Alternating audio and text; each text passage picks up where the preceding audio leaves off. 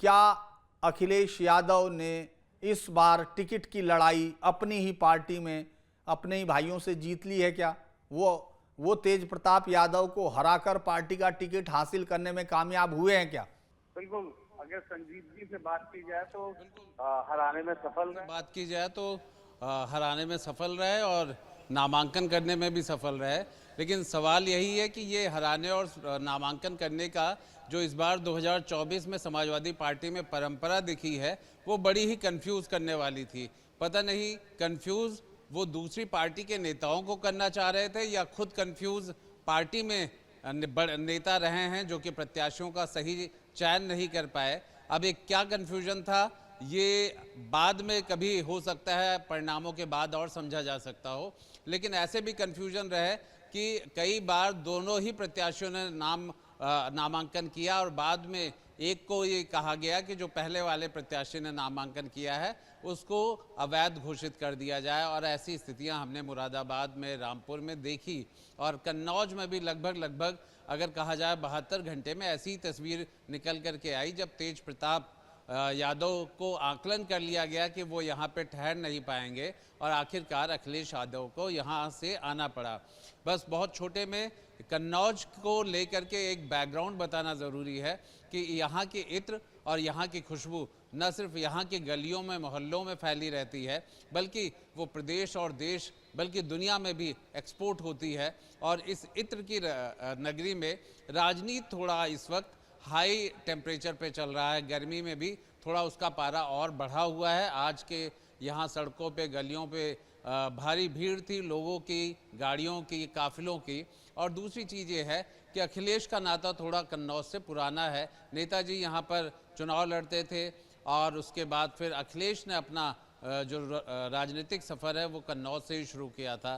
कन्नौज के लोगों से ही और कन्नौज के बारे में ही यहीं से पता लगा कि कई ऐसे यहाँ पर नेता रहे जिन्हें मुख्यमंत्री तक की कुर्सी भी कन्नौज वालों ने ही दिलवाई, जिसमें शीला दीक्षित हैं, जिसमें नेताजी हैं, जिसमें अखिलेश यादव हैं। तो कन्नौज शुभ भी है बहुत सारे मायनों में। लेकिन कन्नौज 2024 में कैसा है ये 4 जून को पता लगेगा धीरेन्द्र जी। और साथ में इस बात का भी कि अंतिम समय में अंतिम निर्णय या जीत जाने को लेकर के नामांकन करना कितना सफल था या कितना भूल भुलैया वाला कदम था, ये 4 जून को जनता बताएगी। लेकिन तब तक इंतज़ार करना पड़ेगा और आगे हमें देखना होगा कि और किस तरह की रणनीति होती है। क्योंकि यहाँ जैसे ही आए तो एक तरफ एक बयान आ गया कि अब भारत और पाकिस्तान का मैच होगा और दूसरी तरफ कन्नौज के ही सफ़र को शुरू करने वाले अखिलेश ने कहा ये इत्र की नगरी है और यहाँ से खुशबू बिखेरी जाएगी। तो बयानों के फ़र्क भी अपने अपने अलग अलग अंदाज में आ गए हैं, इसलिए कन्नौज की चर्चा अपने आप में महत्वपूर्ण है। धीरेन्द्र जी। जी, मेरे साथ रतन मणि जी हैं। जिस तरह का जो आपका इतना लंबा अनुभव है रतन मणि जी, क्या इस तरह की जो एक के बाद एक सीट पर चुनाव को लेकर इतना कंफ्यूजन किसी पार्टी में कभी आपने देखा है? और एक और बात कि आखिर में अखिलेश ने इतनी सारे पर्दे इकट्ठे करने के बाद फिर खुद से पर्दे को हटा के सामने आने का एक हिंदी फिल्मों का अंदाज जो है वो अख्तियार किया, इसके पीछे क्या कारण लग रहा है? और मेरे साथ वरिष्ठ पत्रकार अनुपम जी भी जुड़ गए, आपका स्वागत है। रतन मणि जी के बाद आपके पास आता हूं। जी रतन मणि जी। जी, ये बात बिल्कुल सही है कि पिछले कई चुनावों में, कम से कम 3 या 4 लोकसभा चुनावों में इस तरह की टिकटों को लेकर संशय की स्थिति कम से कम किसी बड़े नेता द्वारा और किसी बड़ी पार्टी में देखने को नहीं मिलती थी।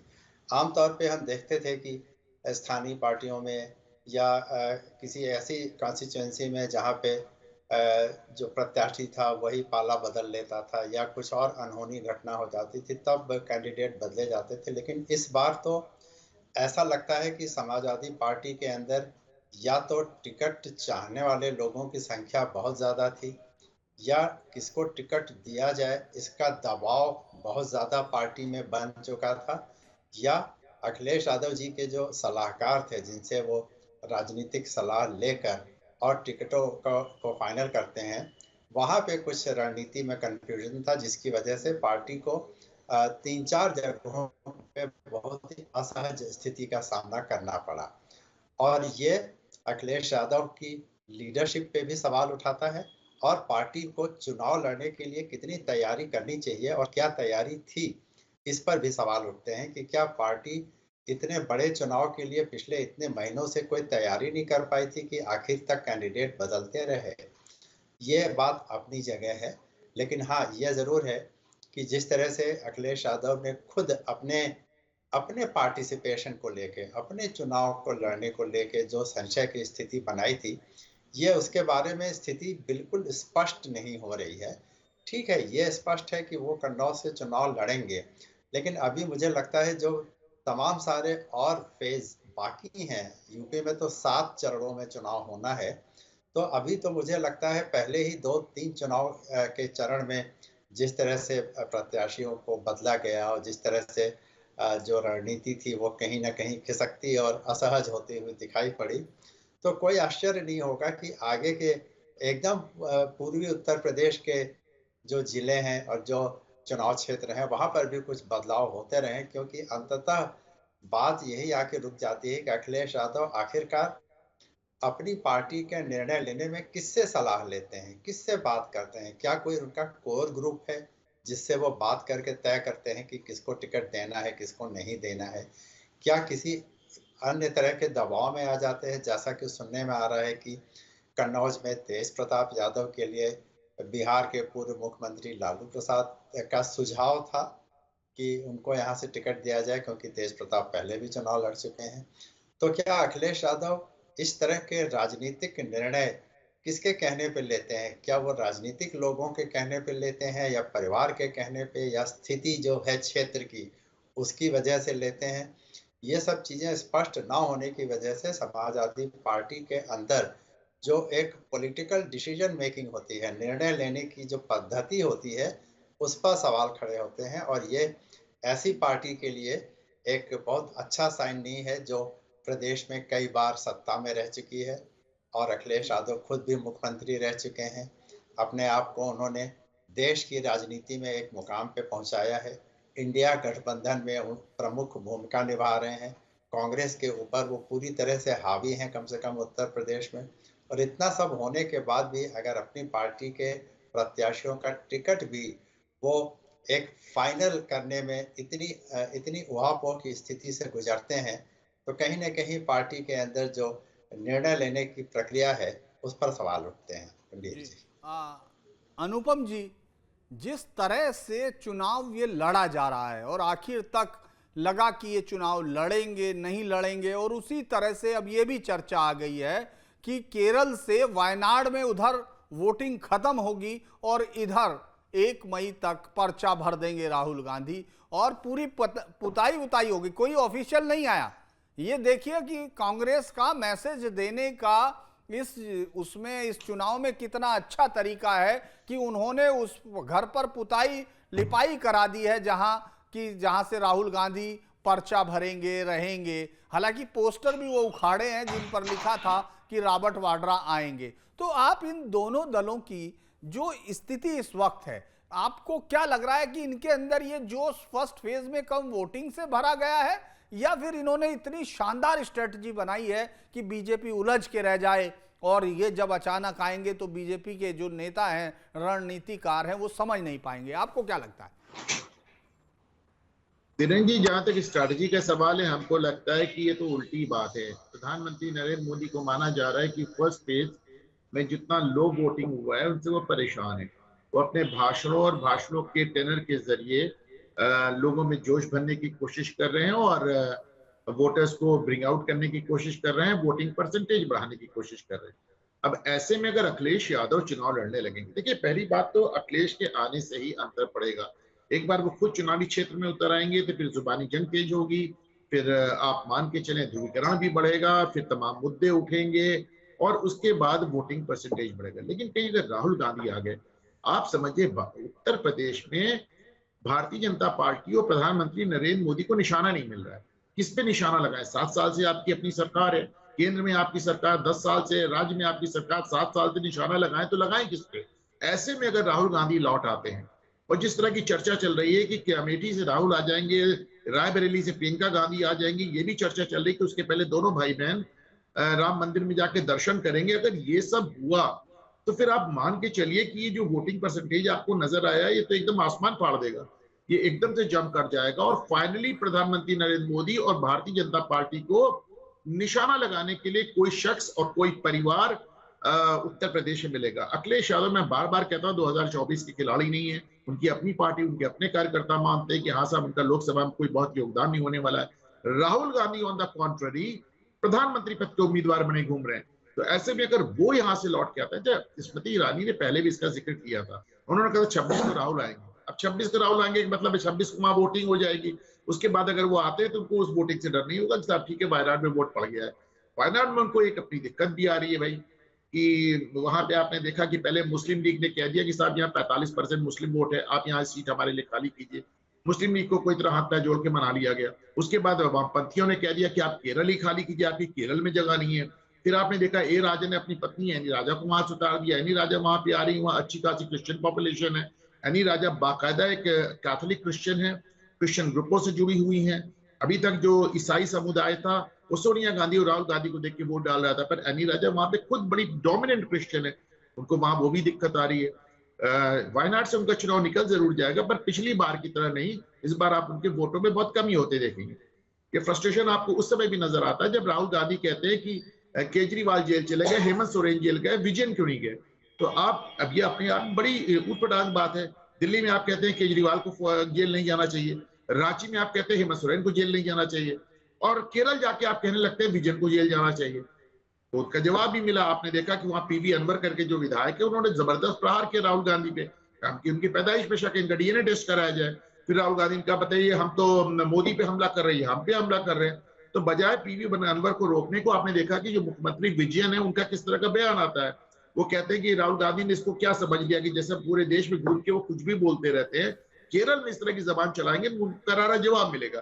तो राहुल गांधी के लिए पहले मुस्लिम लीग, फिर सीपीआई, फिर जो वामपंथी सरकार, धीरे धीरे वहां का माहौल बहुत दम घुटू होता जा रहा है। Rahul Gandhi is desperate to come back to Amethi, लेकिन उनकी दिक्कत यह है कि वो 5 साल में अमेठी में झांकने नहीं गए, लेकिन फिर भी वहां बताया जा रहा है कि साहब एक ऐसा रिश्ता है, तमाम चीजें हैं।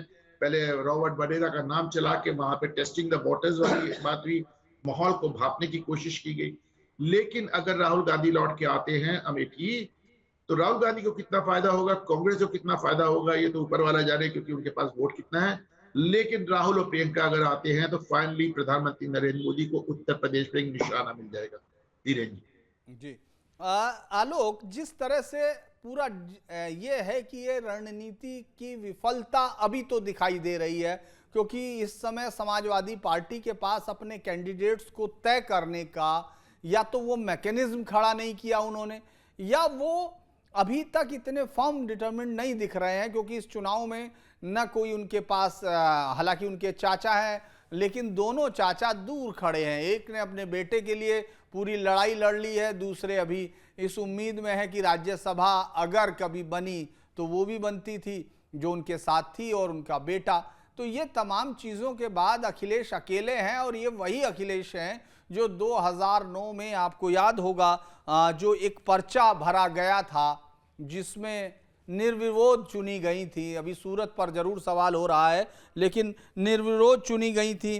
आपने देखा होगा कि किस तरह से डिंपल को कोई विरोध नहीं मिला था, जबकि वहाँ लंबे समय से एक लड़ाई का अनुभव रहा। 1967 में इसी सीट से राम मनोहर लोहिया जीते थे। तो आपको क्या लगता है कि ये सीट चूज करने के लिए भी अगर आप लड़ रहे थे, तो जैसे प्रधानमंत्री नरेंद्र मोदी एक राज्य में आके चैलेंज करते हैं, राहुल गांधी केरल पहुंचते हैं, भले ही एक बड़ी सीट के लिए उन्होंने सोचा हो, लेकिन उन्होंने राज्य छोड़ा। लेकिन अखिलेश यादव मैनपुरी, आजमगढ़, कन्नौज, इन्हीं सीटों का सहारा, जो परिवार की सीटें हैं, उनके अलावा नहीं दिखता है। आपको लगता है कि आलोक उनको आगे बढ़ के मॉरल ऐसी लड़ाई में कोई और सीट भी चूज करनी चाहिए?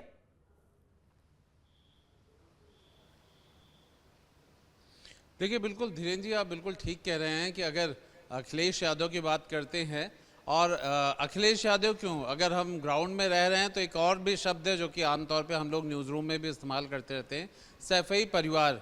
मैनपुरी अभी कुछ दिन पहले मैं था, तो वहाँ पे बात इस बात के लिए हो रही थी, आपस में कार्यकर्ता बहस कर रहे थे कि आखिर सैफई परिवार की गुलामी कब तक, और दूसरा कह रहा था कि अब आज़ादी चाहिए इस परिवार से। तो हमें इस बात को भी समझना होगा कि अधिकतर जो टिकट होते हैं इस बेल्ट की, अगर हम बात करें, इसे यादव बेल्ट भी कहा जाता है, इस बेल्ट पे सैफई परिवार का ही टिकट मिलता है। और इस चीज़ को हमने बदायूं से लेकर के मैनपुरी से लेकर के कन्नौज तक देखा है।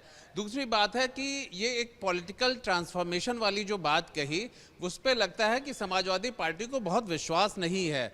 कभी भी समाजवादी पार्टी का, खासतौर पर सैफई परिवार, उसने नया एक्सपेरिमेंट किसी दूसरी सीट पे नहीं किया है, खास तौर पे किसी ऐसी सीट पे जहां पर उन्हें अंक गणित के मुताबिक ये दिखा हो कि MY वाला फैक्टर कम रहा हो। और यही वजह है कि आजमगढ़ से लेकर के हम उनके 5-6 बिल्कुल चिन्हित गढ़ों को हम जानते हैं, हम सब लोग जानते हैं। पर दूसरी तरफ अगर नरेंद्र मोदी गुजरात से चल करके बनारस आते हैं और उन्हें माँ गंगा पुकारती हैं, ऐसी बहुत सारी तब्दीलियाँ देखी हैं हम लोगों ने। एक बड़ा नेता किसी दूसरे क्षेत्र से जाके लड़ता है, लेकिन हाँ, अखिलेश को लेकर के समझाने वाले भी बहुत हैं, उन्हें बहुत सारे लोग करेक्टिव मेजर्स भी बताते हैं। लेकिन ये सच्चाई है, जैसे कि हमारे एक मेहमान भी कह रहे थे कि राहुल गांधी प्रधानमंत्री का एक तौर पे चेहरा बन के उभर रहे हैं, तो वहीं अखिलेश यादव, ये सच है कि इस वक्त यूपी के कांग्रेस पे भी भारी हैं। वो जो कह रहे हैं आमतौर पे कांग्रेस भी वही कर रही है। लेकिन जिस तरीके से उन्होंने कन्नौज को चुन लिया और यहाँ से लड़ेंगे, अचानक से लड़ाई भी यहाँ पे बूस्ट कर गई समाजवादी पार्टी के लिए। लेकिन बड़ा कद पाने के लिए कुछ बड़ा मैसेज देना होता है, ना कि परंपरागत सीटें या फिर वो सीट जिसे हम ऑलमोस्ट सेफ और सिक्योर मानते हैं, या यहाँ पे इसे लॉन्चिंग पैड भी कहा जाता है सैफई परिवार का। तो इस तरीके की सीटों से कहीं ना कहीं कद को जरूर एक तौर पर सवाल उठ जाता है। लेकिन ये सच है कि सैफई परिवार का ये प्रयोग हमेशा उन्हीं सीटों पे रहा है और उनसे वो बाहर नहीं निकले हैं। दूसरे पार्टियों के नेताओं की हम बात करें तो वो बाहर निकल करके उन्होंने प्रयोग किया है। लेकिन अखिलेश यादव की 2024 की जो भूमिका है, इसमें महत्वपूर्ण भूमिका कर तो रहे हैं। उत्तर प्रदेश की 80 लोकसभा सीटों में वो जूझ रहे हैं, लड़ने की कोशिश कर रहे हैं। ये अलग बात है कि बहुत सारी जगहों पे प्रत्याशियों को, नामों को लेकर के सवाल है, प्रत्याशियों के चयन और उनके नामांकन की तिथियों तक इंतज़ार करने तक की जो कई ऐसे कन्फ्यूजन्स हैं, उन पे सवाल उठता है। लेकिन अखिलेश यादव प्रयास कर रहे हैं। आप इस प्रयास को देखिए कैसे सफलता मिलती है। 7 चरणों का चुनाव है, उन्होंने बहुत सारी कोशिश की। गाजीपुर में मुख्तार अंसारी से भी के मरने के बाद उनके वहाँ पे भी गए, उनके परिवार से भी मिले। ये सब प्रयास वहाँ होते रहे हैं। 7 चरणों के इस यूपी के चुनाव में पहले चरण में हमने देखा कि मतदान कम रहा। हमारे मेहमान भी कह रहे थे पैनल पे, इस वक्त अगर सबसे परेशानी का सबब है, चाहे सत्ता पक्ष की बात हो या विपक्ष की, तो वो है वोटिंग टर्नआउट। मतदान परसेंटेज कैसे बढ़ाया जाए, ये निश्चित तौर पे सबसे बड़ा प्रश्न है, क्योंकि बढ़ा हुआ मतदान 2 चीज़ों का संकेत करता है, या तो परिवर्तन का या फिर जो है उसका साथ देने का। जी मैं जाता हूँ रतन मणि जी के पास। रतन मणि जी, एक और बात उन्होंने कही कि कन्नौज का विकास नहीं हुआ। इसको समाजवादियों का गढ़ होने के नाते सरकार ने विकास नहीं किया, विकास नहीं करने दिया, विकास से दूर रखा। लेकिन लंबे समय से ये सीट उनके परिवार को मिलती रही। 1998 से लेके अब तक 7 बार उनकी परिवार से जीते हैं, उनकी पार्टी से जीते हैं। 2 उपचुनाव, 5 चुनाव ये वो जीत चुके हैं। और ये समाजवादी टेस्ट की सीट है, चूंकि 67 में राम मनोहर लोहिया भी जीते थे। तो ऐसे में विकास ना होने का दावा या नारा या आरोप वो दूसरे पर लगा सकते हैं। और दूसरा ये कि आपको भी ये लगता है कि ये जो चुनाव किया गया अब लड़ने का, इसके लिए कोई बहुत विचार करके किया गया, या ये भी इसीलिए कि चलिए अब मैं भी लड़ लेता हूं? ये आखिर है क्या, ये समझ में नहीं आ रहा अभी भी। जी देखिए, आपके पहले प्रश्न के जवाब में मैं ये बिल्कुल आपसे सहमत हूं। हम में से सभी लोग अगर लखनऊ आगरा एक्सप्रेसवे पे गए हों तो आप देखेंगे कि वो एक्सप्रेसवे ज़रूर इस इलाके से होकर आगरा तक गई है, लेकिन अगर आप उसके आजू-बाजू उन शहरों को देखें जहाँ के बाहर से होकर ये सड़क गुजर जाती है, तो चाहे वो मैनपुरी हो, चाहे वो इटावा हो, चाहे वो फिरोज़ाबाद हो, उन सब जगहों में कोई ऐसा बहुत बड़ा परिवर्तन नहीं दिखता है। जो परिवर्तन दिखता है वो केवल सफाई में दिखता है, जो कि बिल्कुल अलग से एक बड़े ही नए किस्म के शहर की तरह चमकता रहता है। अगर आप कन्नौज गए हों तो आपने ज़रूर देखा होगा कि कन्नौज में आज भी वहाँ की जो हालचाल है, जो वहाँ का जो अपीयरेंस है शहर की, वो वैसी ही है जैसी वो आज से 10 साल, 15 साल पहले हुआ करती थी। जबकि ये बात सच है कि इटावा, कन्नौज, मैनपुरी, फिरोज़ाबाद ये सारी जगहें एक ही परिवार के सदस्यों के प्रतिनिधित्व में रही हैं और वो पार्टी लंबे समय तक उत्तर प्रदेश में सत्ता में भी रही। ये तो कहा ही जा सकता है कि जो भी विकास होना था कम से कम 2017 के चुनाव के पहले तक तो हो गया होता ना। 2017 से मान लीजिए कि उनकी पार्टी पावर में नहीं है और उस वहाँ पे कुछ भी नहीं हुआ, लेकिन 2017 तक अगर कुछ काम हुआ था तो वो आज भी दिखना चाहिए था। तो मुझे ऐसा लगता है कि परिवार के सदस्यों द्वारा इस पूरे क्षेत्र को अपने राजनीतिक जड़ें जमाने के लिए इस्तेमाल किया गया, अपने आप को उस इलाके में स्थापित करने के लिए इस्तेमाल किया गया और पूरी तरह से ये संकेत देने के लिए इस्तेमाल किया गया कि ये पूरा इलाका जिसमें कि 4-5 शायद कॉन्स्टिट्यूएंसीज हैं और 3-4 ज़िले हैं, ये पूरा इलाका राजनीतिक तौर पर हमारे प्रभाव में है और जिसकी वजह से वहाँ से जीतते तो आए क्योंकि एक लोगों का कमिटमेंट होता है, पारिवारिक संबंध होता है, जातिगत संबंध होता है, उसकी वजह से समर्थन तो उनको मिलता गया, लेकिन ज़मीनी स्तर पे कोई बहुत बड़ा विकास का परिवर्तन वहाँ पे नहीं दिखता है। और जो लोग भी वहाँ गए हैं वो इस बात से सहमत होंगे कि वो देख के नहीं लगता कि यहाँ से कोई बहुत बड़े परिवार के और बहुत महत्वपूर्ण लोगों ने यहाँ का प्रतिनिधित्व लोकसभा में या विधानसभा में किया हो।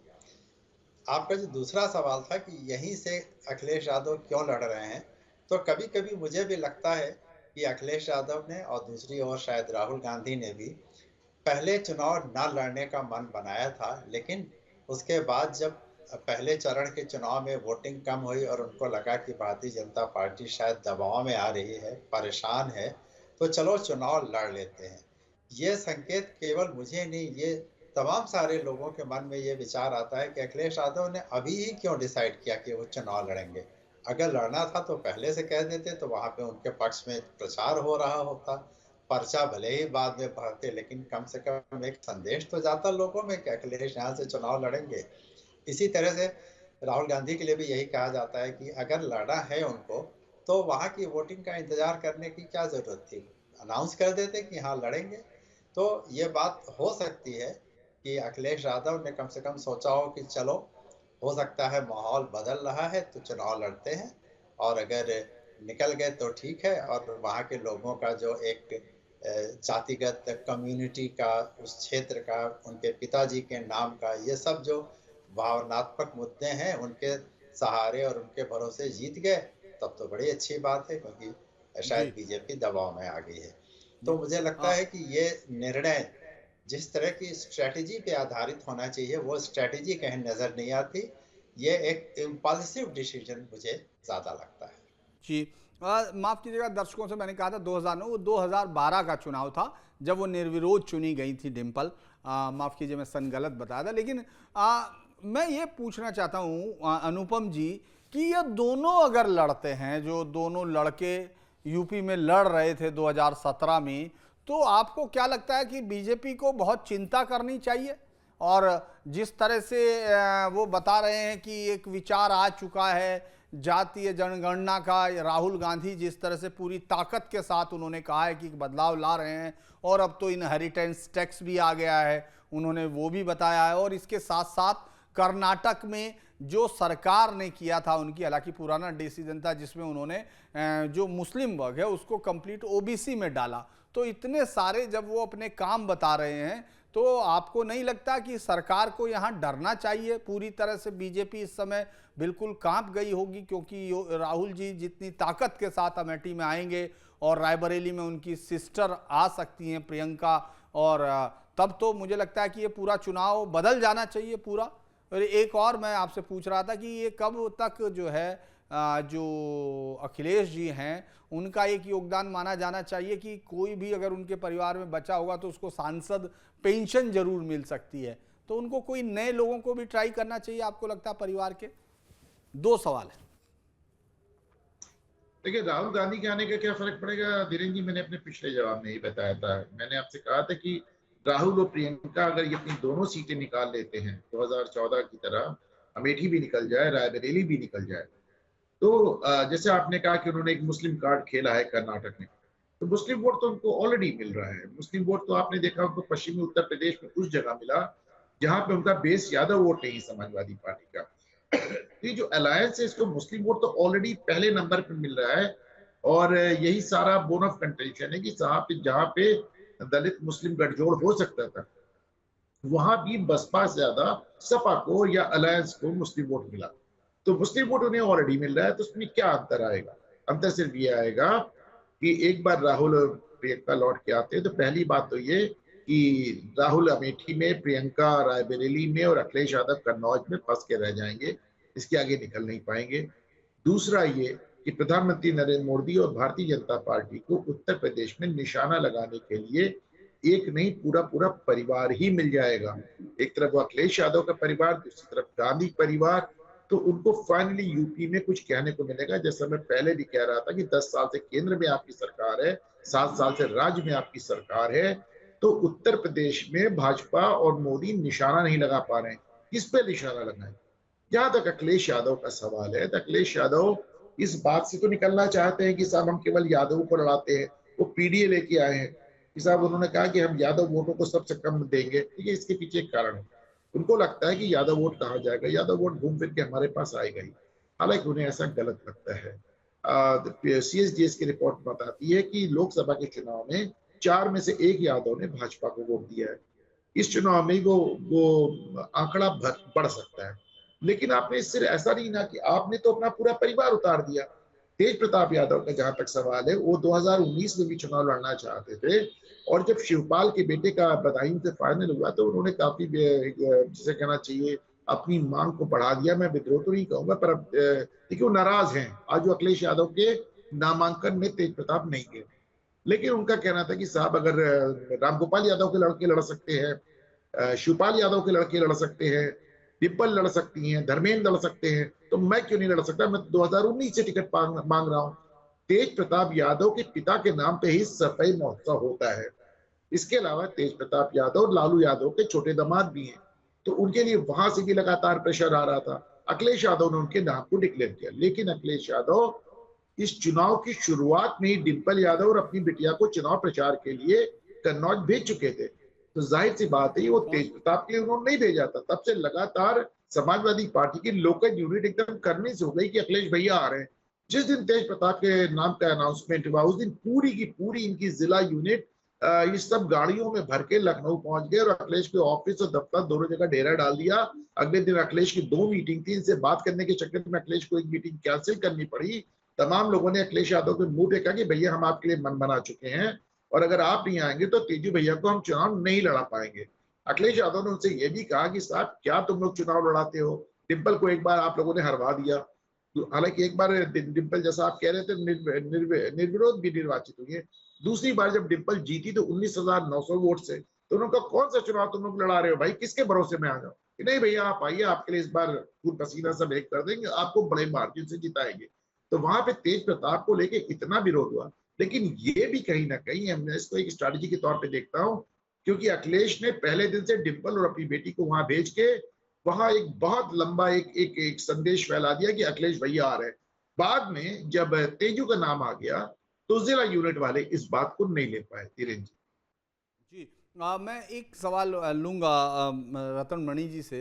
रतन जी, आप इसको कैसे देखते हैं? अगर मैं ये कहूं कि राहुल गांधी के आने से मान लो लड़ते भी हैं, तो आपको लगता है कि कांग्रेस के अंदर कोई ताकत आती हुई दिख रही है और पूरे देश में प्रधानमंत्री का जो नैरेटिव है वो कांग्रेस के खिलाफ है, वो बात बिल्कुल सही है अनुपम जी की। उन्होंने बहुत तर्कों के साथ उसको रखा कि किस तरह से यहाँ उनके आने से प्रधानमंत्री को निशाना मिल जाएगा। लेकिन क्या आपको ऐसा लगता है, क्योंकि जब प्रियंका आई थी 2022 में तो ये कहा गया था कि बहुत ताकत के साथ पार्टी में ताकत आएगी, लेकिन सीट एक आई, ताकत आई होगी अखबारों में और मीडिया में और काफ़ी लोगों में ताकत आई, लेकिन आपको अभी लगता है आज की डेट में कि अगर राहुल लड़ने की कोशिश करते हैं तो वो बाकी तमाम राज्यों में जहां उनको अगर थोड़ी बहुत उम्मीद है उसको भी वो खोकर वहां फंसेंगे, क्योंकि लड़ाई तो तकड़ी है। देखिए, और प्रदेशों की क्या बात करें, उत्तर प्रदेश में कांग्रेस को 17 सीटों पर चुनाव लड़ने की इजाज़त मिली है समाजवादी पार्टी द्वारा, ठीक है, जो गठबंधन के जो उन लोगों ने नियम तय किए हैं। मुझे नहीं याद पड़ता कि एक अमेठी के अलावा बाकी जो 16 सीटें हैं जिस पर कांग्रेस को अपने उम्मीदवार खड़े करने हैं, वहाँ पर उम्मीदवारों की क्या स्थिति है, उनका अपना प्रचार कैसे चल रहा है, उनका प्रचार करने कौन आ रहा है, खरगे जी या प्रियंका वाड्रा कितनी बार आई, या बाकी सीनियर नेता उन 16 सीटों पर आए कि नहीं। 17वीं सीट तो चलिए अमेठी है जिसके बारे में सबका फोकस है। तो मुझे लगता है कि राहुल गांधी के लिए चूंकि वायनाड का चुनाव थोड़ा कठिन होता हुआ दिख रहा है, क्योंकि वहाँ पर भारतीय जनता पार्टी की जो थोड़ी बहुत चुनौती है वो तो है ही, लेकिन लेफ्ट फ्रंट द्वारा भी एक अच्छा खासा चैलेंज वहाँ पे खड़ा किया गया है। तो उनके लिए एक सेफ बेट इस बार अमेठी इसलिए हो सकता है क्योंकि वहाँ से कुछ फीडबैक ज़रूर गया होगा कि भैया पिछली बार तो थोड़ी गड़बड़ हो गई, लेकिन इस बार आप आएँ तो हम आपके लिए कुछ कर सकते हैं। ऐसा सुनने में आया है कि वहाँ के लोगों से कांग्रेस पार्टी द्वारा अपनी इंटरनल एजेंसी से और मशीनरी से इस तरह का फीडबैक लिया गया, तो लोगों ने कहा कि हाँ, इस बार हम लोग राहुल भैया को पूरी तरह से सपोर्ट करेंगे। तो ऐसा हो सकता है कि अमेठी में राहुल गांधी के कॉन्टेस्ट करने पर उनको यहाँ पे समय देना पड़े, क्योंकि उन्होंने बहुत लंबे कई सालों से समय नहीं दिया है। ऐसा होने पर जो वो अपनी पार्टी के स्टार प्रचारक के तौर पर पूरे देश में कांग्रेस की बातें करते हैं, उसमें कुछ ना कुछ कमी ज़रूर आएगी, क्योंकि अमेठी से आके इस बार चुनाव लड़ना और फिर हार जाना उनकी छवि के लिए और उनकी एक राष्ट्रीय नेता की रेपुटेशन के लिए बहुत बड़ा धक्का होगा। यानी कि राहुल गांधी को अमेठी में अच्छी खासी मेहनत करनी पड़ेगी, अपनी उपस्थिति लगातार बनाए रखनी पड़ेगी। नंबर 2, यहाँ के कार्यकर्ताओं को भी उसी जोश से लड़ाई करनी पड़ेगी जिस जोश के वो अब आदी नहीं रह गए हैं कांग्रेस के पक्ष में जोश दिखाने के। और नंबर 3, उत्तर प्रदेश की जो बाकी सीटें हैं, 16 सीटें जहाँ पर कांग्रेस के अपने प्रत्याशी हैं, वैसे तो पूरे प्रदेश में जो इंडी गठबंधन के प्रत्याशी हैं सबके समर्थन में राहुल गांधी को और अखिलेश यादव को जाना चाहिए, लेकिन अगर बाकी जगहों पर राहुल गांधी उस तरह का ध्यान नहीं देते हैं तो ये भी शिकायत जाएगी कि वो अपने चुनाव में ज़्यादा व्यस्त रहे, इसीलिए कांग्रेस बाकी 16 सीटों पर बहुत ध्यान नहीं दे पाई। तो मुझे लगता है, जैसा कि आपने सवाल किया, उनके यहाँ आ जाने से कांग्रेस के लिए केवल एक सीट के भविष्य का निर्धारण हो सकता है कि अमेठी में क्या होगा, लेकिन पूरे प्रदेश में जो बाकी सीटों पर कांग्रेस लड़ रही है उसका फेट मेरे ख्याल से उस पर कोई बहुत खास फर्क पड़ने वाला नहीं है। अगर वो सीटें कांग्रेस हार रही है आज की तारीख में तो हो सकता है यही हो, अगर एक आध सीटें जीत रही है या जीत सकती है तो वो वही सीटें होंगी जहाँ पर प्रत्याशी की अपनी ताकत है, जैसे रायबरेली, और मुझे और कोई तीसरी सीट तो नहीं सूझती है इस समय जहाँ मैं कह सकूँ कि कांग्रेस जीतने की स्थिति में है अभी फिलहाल। देखा है। मैं एक बार बाइट सुनवा दूं अनुपम जी के पास जाने से पहले, एक आखिरी सवाल के लिए एक बार बाइट सुन लेते हैं कि क्या कहा उन्होंने, अखिलेश क्या कह रहे हैं और मोदी जी क्या कह रहे हैं, एक बार सुन लेते हैं। मैं अपने प्रेस के साथियों का और हमारे साथ पार्टी का कन्नौज के जिम्मेदार सभी नेता कार्यकर्ता और बड़ी संख्या में यहाँ के लोगों की भावना ये थी कि समाजवादी पार्टी की तरफ से मुझे चुनाव लड़ाया जाए। मैं जनता का आभार प्रकट करता हूँ, यहाँ के अपने कार्यकर्ता साथी जिन्होंने मुझे इस बात के लिए कहा कि आपको कन्नौज में दोबारा एक बार फिर लड़ना चाहिए। हमारे देश में हमने तुष्टीकरण की राजनीति बहुत देखी है। तुष्टीकरण की राजनीति ने के देश को टुकड़े टुकड़ों में बांट के रख दिया है।